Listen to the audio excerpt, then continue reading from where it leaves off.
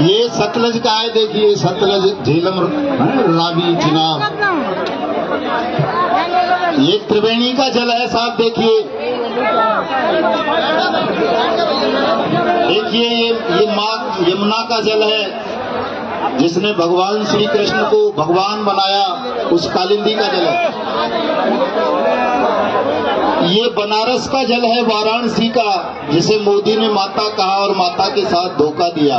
ये वहीं का जल है, ठगी पीड़ित लेकर के आए हैं साथियों। ये माँ कल्याणी का जल है, देखिए कितना ताकतवर जल है। इसको 5-6 महीने बाद तेजाब में बदल दूंगा मैं, चिंता मत करना कोई भी, आज केवल ये सामान्य जल है। ये संगम का जल है, देखिए तमाम साथी कितने प्यार से, प्रेम से, आदर से यहाँ लेकर के आए हैं। ये यमुना जी का जल है, फिर से कोई साथी यमुना जी का जल ले आए हैं। तो यमुना की महिमा तो पूरा देश जानता है, गंगा यमुना की। ये माँ सरयू का जल है, देखिए रखिए साहब, सब नीचे रखिए। हंसदेव नदी है छत्तीसगढ़ की, लेकिन इसमें जल नहीं है, मेरे पास बोतल में जल है। ये तो आप फैलाए आए हो, मुझे लग रहा है। हंसदेव का जल जिस दिन हमने चंबल से पदयात्रा शुरू की थी, तो हंसदेव नदी का और महानदी का जल दोनों का आ गया था। ये हमारे कलुआ भाई लेके आए हैं, और कलुआ भाई इतने बहादुर हैं कि पिछले ही दिनों शेर से लड़े हैं, अभी बिस्तर से उठ के आए हैं। देखिए बिजनौर से, कौन सी नदी का बता रहे हो सब? जो बुढ़िया माता है, हाँ, गंगा मैया की भी अम्मा का जल है। ये देखिए कितना प्यारा जल है, कितना ताकतवर है। ये मथुरा से जल लेके आए हैं हमारे लक्ष्मण सिंह सैनी साहब, जिला अध्यक्ष। यमुना जी का, यमुना जी को कृष्णा भी बोल देते हैं, कालिंदी भी बोल देते हैं, और उनके हजारों नाम हैं भगवान श्री कृष्ण की तरह। ये माँ गंगा का जल है, यूपी कहाँ से सर? मंडी धनौरा से। हमारे जिला अध्यक्ष हरिद्वार यशमोद भाई भी जल लेके आए थे, यहाँ कैन रखी होगी हरिद्वार से, गंगा जी का। ये छत्तीसगढ़ वालों का जल है, महानदी का शायद है, हंसा देवी वाला है, वो हंसन नदी वाला। अच्छा, जो भी है साहब, तमाम जल पवित्र हैं देश के। ये कहाँ से सर? ये मऊ से गंगा जल आया है, देखिए मऊ के हमारे क्रांतिकारी साथी आए हुए हैं, मौर्य साहब और वो क्या नाम है उनका, राय साहब का। अच्छा अच्छा, लाइए साहब। ये आगरा से गंगा जी का, ये आगरा कोई नदी है अलग से? अच्छा, कोई आगरा नदी है, उनका जल है ये साहब। ये चंद्रावल नदी है, बड़ी वीर नदी है, वो महुआ से आगे चलती है। हाँ, नदी बेतवा को जल गर्जे और गंगा की लर्जेदार। जी जी जी जी, ये क्या है? ये कचरा गंगा है जी। कोई कहाँ है ये? एटा में? हाँ, सोरों वाली माता गंगा। अरे कचरा गंगा क्यों कह रहे हो, वो तो गंगा ही है साहब। वहाँ तो स्वयं नारायण ने जो है अवतार लिया था सोरों में। ये तेलंगाना का जल है, देखिए हमारी राष्ट्रीय महासचिव, राष्ट्र नेता महालक्ष्मी जी, विजय लक्ष्मी जी, नेताजी लेकर के आई हैं, जो दिल्ली में ही रहती हैं, तेलंगाना आती जाती रहती हैं। तो ये बहुत पवित्र जल है, गोदावरी और बाणु गंगा का जल है ये। वाह वाह मैडम, थैंक यू। बताइए साहब। ये घटपुरवा कर्नाटका से आया है जल, धन्यवाद साहब। ये भी बड़ा पवित्र जल नजर आ रहा है। कहाँ है? ये कोटा राजस्थान की वीर भूमि से माँ पार्वती का जल आया है, भगवान शंकर की पत्नी। नर्मदा का जल नहीं कोई लाए क्या साथी? ये कहाँ का है साहब? ये गुजरात दाहोद से ठक्कर बाबा सरोवर, जिसमें सारी नदियां मिलती हैं, जहाँ राहुल और मोदी का अंतिम संस्कार भी इसी जल से होगा। गरुड़ पुराण भी हमारे पंडित जी पढ़ेंगे। ये कहाँ का है साहब? ये माँ चंबल का जल है, यमुना जी की सहायक नदी है, बड़ी वीर नदी है। कहते हैं कि उस नदी के आसपास जो चला जाए कमजोर से कमजोर आदमी, वो भी व्यवस्था से और बेईमानों से टकराकर विजय प्राप्त कर लेता है। चंबल से ही हमने 15 नवंबर को पदयात्रा शुरू की थी संसद भवन के लिए। ये कहाँ से? ये त्रिवेणी संगम का जल है साहब, रखिए साहब। ये आए आगे बैठा कौन सा राज्य है? उदयपुर। अच्छा अच्छा। और नदी का नाम क्या होता है? जामनी नदी है साहब, उदयपुर के पास में ही कोई जिला है। सलूमपुर जिला है, वहाँ से ये साथी लेके आए हैं। बहुत बहुत धन्यवाद आपका। अरे धौलपुर वीर भूमि है, चंबल नदी का जल ले आए धौलपुर वाले, लेकिन धौलपुर में ज्यादा इकट्ठे नहीं हुए, बड़ा गुस्सा आया था मुझे। कम से कम 10,000 लोग होते थे, 10 दिन की पदयात्रा मुझे नहीं करनी पड़ती। ये काशी विश्वनाथ चित्रकूट और बाबा धाम का पवित्र जल लेकर के भाई साहब आए हुए हैं। बहुत बहुत धन्यवाद आपका। रखी सर जी।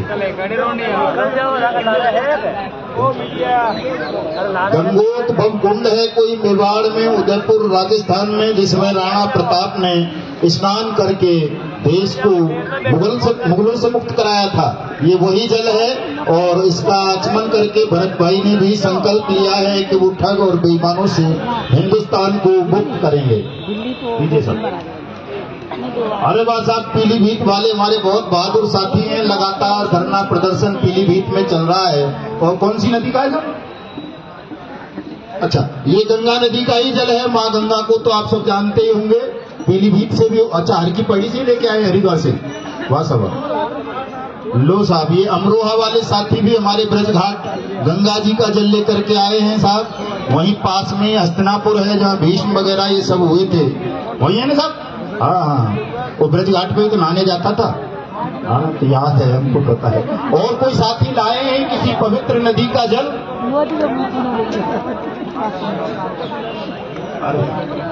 देखिए साहब, हमारे पड़ोस में ही एक नदी बहती है, हिंडन, गाजियाबाद में। ये वहाँ का जल है। हमारे डॉक्टर गोपाल सिंह जी लेकर के आए हैं। डॉक्टर साहब बहुत बहुत धन्यवाद। टैंकर ले आते भले आदमी यहाँ से, तो हिंडन नदी तो पास में ही है। ये प्रयागराज का संगम का जल है, जहाँ गंगा यमुना सरस्वती तीनों का मिलन होता है। हाँ जी, पीलीभीत वालों का तो बोला है हमने भी, जगपाल साहब बोला। हिमाचल से जहाँ यमुना जी निकलती हैं, यमुनोत्री का जल है ये। सतलुज जहाँ से निकलती है, सबका मान लेते हैं जब हिमाचल का जल है, तो चूंकि तमाम नदियों का उद्गम स्थल हिमाचल ही है, किसी एक आध को छोड़ दें, चंबल या नर्मदा जैसी को। तो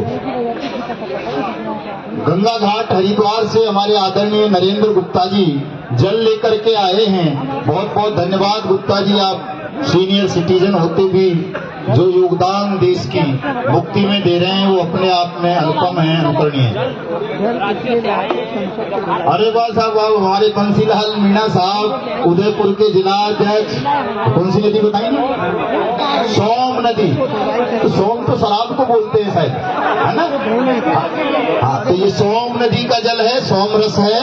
और कहते हैं कि इसे देवता कभी पिया करते थे, आम आदमी को उपलब्ध नहीं था। तो बहुत बहुत धन्यवाद बंसीलाल भाई आपका, सोम नदी का जल लाने के लिए। और जो भी साथी इन पवित्र नदियों का जल लेकर के आए हैं, उन सभी का बहुत बहुत आभार, धन्यवाद दिल से, हृदय तल की गहराइयों के साथ। चूंकि हम उस देश के निवासी हैं, उस देश में रहते हैं जहाँ नदियों को माँ का दर्जा प्राप्त है, कि हम उनको माँ की तरह पूजते हैं। लेकिन दोस्तों, पता नहीं क्या कारण रहा होगा, ये तो नारायण जाने, परमात्मा जाने, कि आज हमारे देश को जो नदियों को पूजता है, वृक्षों को पूजता है। हम यहाँ नीम के पेड़ के नीचे बैठे हैं, इसकी भी सौगंध खाई जाती है। बहुत जगह के साथ कड़वे के नीचे बैठा हूँ।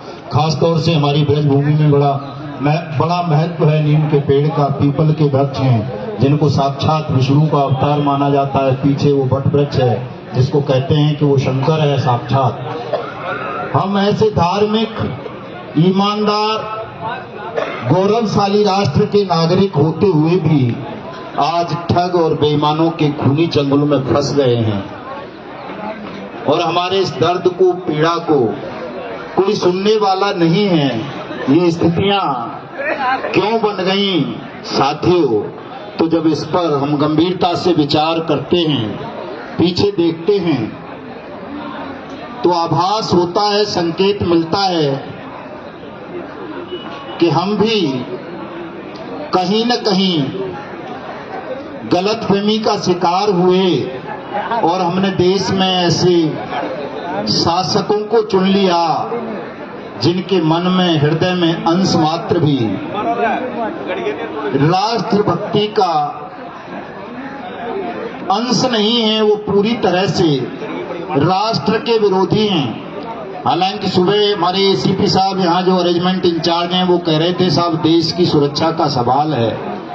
उस वक्त मैंने उनके साथ बहस करना उचित नहीं समझा, लेकिन साथियों हमारे देश की जितनी भी सुरक्षा एजेंसीज हैं, पुलिस फोर्स हैं, इन्फोर्समेंट एजेंसी हैं, या जो भी इन्फोर्समेंट एजेंसी हैं, प्रवर्तन एजेंसी हैं, या जो भी प्रशासन में हैं, उन सब ने देश का अर्थ गलत लगा लिया है। जैसे हस्तिनापुर के अंधे राजा को भीष्म ने, द्रोणाचार्य ने, कर्ण ने, कृपाचार्य ने हस्तिनापुर मान लिया था कि वो हस्तिनापुर है, जबकि वो हस्तिनापुर नहीं था, बेईमान था, भ्रष्ट था, पुत्र के मोह में अंधा था धृतराष्ट्र। वो हस्तिनापुर नहीं था। लेकिन शक्तिशाली लोगों ने, ताकतवर लोगों ने जो उस वक्त अन्याय को रोक सकते थे, उस अंधे धृतराष्ट्र को हस्तिनापुर मान लिया था और उनकी इस मान्यता के कारण, भूमि के कारण समूचा हस्तिनापुर नष्ट हो गया था, मिट्टी में मिला दिया गया था। वहां विधवाओं के अलावा कोई नहीं बचा था, केवल विधवाएं करुण क्रंदन करती थी। पुरुष नाम की एक चिड़िया नहीं बची थी उन महान पुरुषों की उस गलती के कारण। और यही गलती आज हिंदुस्तान की पुलिस, आर्मी, पूरा प्रशासन कर रहा है कि उसने एक बेईमान ठग शासक को देश का प्रतीक मान लिया है कि कोई उस पर कीचड़ उछालेगा, उसकी आलोचना करेगा, उसके झूठ को बताने का प्रयास करेगा तो वो देशद्रोही ठहरा दिया जाता है, जबकि वो देशद्रोही नहीं है। ये तो देशभक्ति की पराकाष्ठा है कि कोई अपने शासक को दिल खोलकर, छाती खोलकर ये कह रहा है कि ये ठग है, बेईमान है, इसको शासन में रहने का हक नहीं है, ये अपने बनाए हुए कानून की अनुपालना नहीं कर रहा। इसके कारण 5 लाख से ज्यादा लोगों ने अपनी जीवन लीला समाप्त कर ली है, आत्महत्याएं कर ली हैं। 1250 सैनिक ऑन ड्यूटी सीमाओं पर मर गए ठगी प्रकरणों का शिकार बन जाने के कारण। एक डीजीपी ने सुसाइड किया, जो पुलिस का सबसे बड़ा ऑफिसर होता है, एक गवर्नर ने किया, एक सांसद ने स्वयं को गोली मार ली ठगी प्रकरणों का शिकार बन जाने के कारण। और इतने लोगों की पीड़ा जिस शासक को सुनाई नहीं दे रही, उसे केवल सुनाई दे रहा है तो ये कि उसकी कैबिनेट में बैठा हुआ वो कौन सा शेखावत है साथियों, संजीवनी वाला जो है, हमारे राजस्थान वाले साथी जानते होंगे उसका नाम, गजेंद्र सिंह शेखावत। उसको ईमानदार लगता है जिसने 20 लाख से ज्यादा लोगों को संजीवनी नाम की कंपनी बनाकर ठगा। उसे और ये अमित शाह ईमानदार लगता है, अपना गृह मंत्री, जिसने नोटबंदी के समय हजारों करोड़ रुपए जो है गबन किया देश का, जिसने तमाम क्रेडिट कोऑपरेटिव सोसाइटी स्वयं और अपने नातेदार रिश्तेदारों से बनवा कर देश के लाखों लोगों का खून चूसा है, उनका पैसा हड़पा है। ऐसा प्रधानमंत्री है बेईमान, ठग और भ्रष्ट साथियों, जिसके दिल में कोई रहम नहीं है आपके प्रति, देश के प्रति कोई निष्ठा नहीं है उसकी। और ऐसे प्रधानमंत्री के प्रति, ऐसे शासन के प्रति अगर देश के फौज, सेना, पुलिस, प्रवर्तन एजेंसी, प्रशासन में बैठे हुए लोग समर्पण कर दें, सत्य का साथ ना दे सकें, उसे ये ना बता सकें कि जनता में तेरे प्रति ये भाव आ रहा है, भले ही ईडी और सीबीआई के पैसे, तो उससे राहुल गांधी डरता होगा, अखिलेश डरता होगा, माया डरती होगी, ममता डरती होगी, या कोई ठाकरे डरता होगा, कोई लालू डरता होगा, या कोई नीतीश डरता होगा, या वो क्या नाम है उसका आंध्र प्रदेश वाले का, चंद्रबाबू नायडू डरता होगा। लेकिन ये जो ठगी पीड़ित हैं, जो जमीन पर बैठे हैं, ये देश के सच्चे भक्त हैं, पीड़ित हैं, ये तुझसे नहीं डरते, चूंकि इन्हें ना तू सीबीआई की गिरफ्त में भेज सकता है, ना इनके ईडी भेज सकता है, ना इनके पास किसी के काला धन है, ना इन्होंने कोई डकैती मारी है, ना कुछ नहीं किया है। हम सब ईमानदार राष्ट्रभक्त हैं साथियों, इसलिए किसी को भयभीत होने की जरूरत नहीं है, किसी मोदी से, अमित शाह से, किसी पुलिस से। बहुत उत्पीड़न सह लिया है आपने सबने कि जरा सा कोई निवेशक थाने पहुंच जाए आपकी शिकायत लेकर के, साहब इस एजेंट ने मेरा पैसा जमा करवाया था और पैसा वापस नहीं दे रहा, तो ये मोदी की पुलिस, योगी की पुलिस, मोहनलाल यादव की पुलिस, और वो कौन सा शर्मा है, कौन सा सिद्धारमैया है, पूरे देश की पुलिस लठ लेकर, डंडा लेकर आपके पीछे पड़ जाती है कि पकड़ लो, एजेंट के पास जो गुर्दे बुर्दे हैं उन्हें भी निकाल के बेच दो, इसकी भैंस छिनवा दो, इसका खेत बिकवा दो, इसके कपड़े उतरवा लो, इसकी जेब में जो कुछ भी है वो सब छीन लो।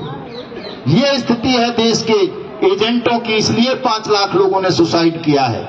इन परिस्थितियों को साथियों चेंज करना है, बदलना है, और ये तब बदली जाएंगी जब आप सब भयमुक्त हो जाओगे, भयभीत नहीं रहोगे।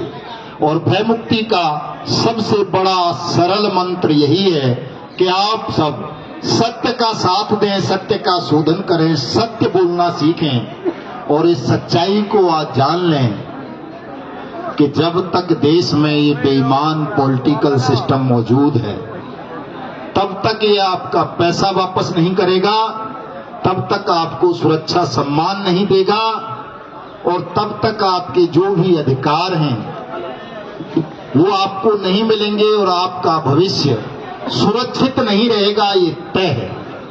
तो फिर सवाल आता है कि इस बेईमान सिस्टम को हम कैसे खत्म करें, जिस सिस्टम को देश के उद्योगपति खत्म नहीं कर पा रहे, जिस सिस्टम को देश के राजनीतिक दल विरोध में जो बैठे हुए हैं वो खत्म नहीं कर पा रहे।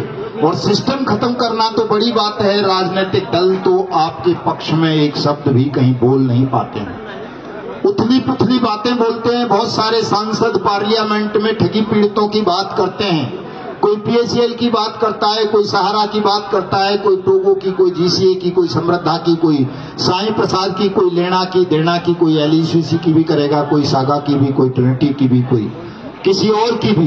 लेकिन जो एक मूल सवाल है जो पार्लियामेंट में पूछा जाना चाहिए प्रत्येक सांसद के द्वारा, कि ये सरकार उस कानून की अनुपालना क्यों नहीं कर रही जिस कानून को इस सरकार ने भुगतान की गारंटी के अधिकार का नाम देते हुए स्वयं बनाया था, और ये कहा था कि बर्ड्स एक्ट के माध्यम से पूरे देश भर में तमाम ठगी पीड़ितों का पैसा वापस किया जाएगा, उनकी जमा राशि का 2 से 3 गुना। इस विषय पर साथियों राहुल गांधी का मुंह सिला हुआ है, अखिलेश का सिला हुआ है, माया, ममता, दीज दैट जितने भी हैं सबका सिला हुआ है, कोई नहीं बोलता। भारतीय जनता पार्टी के लोग भी इस विषय पर मौन धारण कर लेते हैं, कोई नहीं बोलता। तो उनकी इस चुप्पी का अर्थ आपको समझ लेना चाहिए कि ये सब ठग हैं, बेईमान हैं, और ये आपका पैसा नहीं देना चाहते। अब इसका उपाय क्या है साथियों?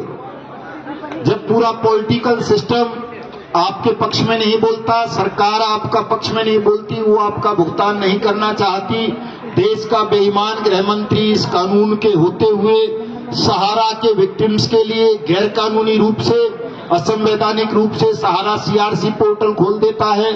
सीआरसी एक्ट में कहीं नहीं लिखा साथियों कि सीआरसी किसी का पैसा वापस करेगा। Multi state credit cooperative society act 2002 में ये व्यवस्था है कि सीआरसी अगर ये पाता है कि कोई क्रेडिट कोऑपरेटिव सोसाइटी ठीक से रन नहीं कर रही, जनता का पैसा वापस नहीं कर रही, तो वो उस पर लिक्विडेटर अपॉइंट करेगा। ये व्यवस्था नहीं है कि देश का गृह मंत्री कानून की, संविधान की धज्जियां उड़ाते हुए उस सीआरसी में कोई पोर्टल लॉन्च करवा देगा ताकि सहारा के पीड़ितों को गुमराह किया जा सके, उन्हें बर्ड्स एक्ट आंदोलन में सम्मिलित होने से रोका जा सके। अमित शाह का ये गैर कानूनी काम है साथियों। इसीलिए मैं कहता हूं, हमारे साथी भी कह रहे थे कि हमें प्रधानमंत्री नहीं मानते, गृह मंत्री नहीं मानते। हम इसलिए नहीं मानते हैं क्योंकि कानून की कुर्सियों पर बैठे हुए लोग अगर कानून की अनुपालना नहीं करेंगे, कानून का उल्लंघन करेंगे, तो वो केवल और केवल अपराधी हैं, ठग हैं, बेईमान हैं।